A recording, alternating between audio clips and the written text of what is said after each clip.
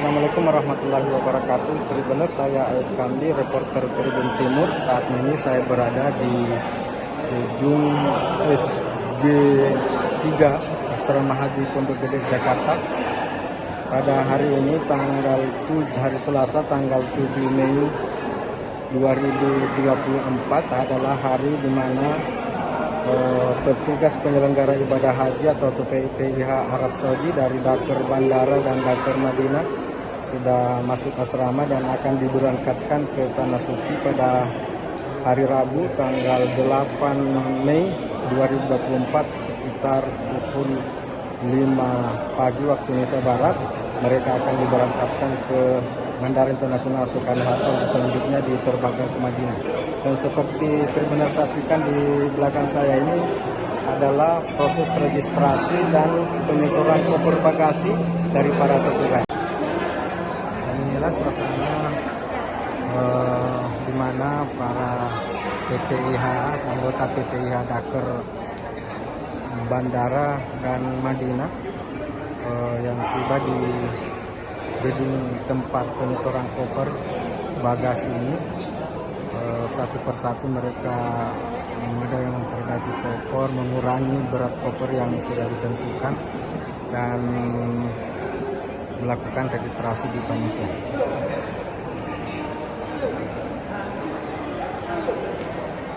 Sebagian dari petugas berangkat ke asrama haji ini didampingi oleh keluarga masing-masing, khususnya para petugas yang berdomisili di Jakarta.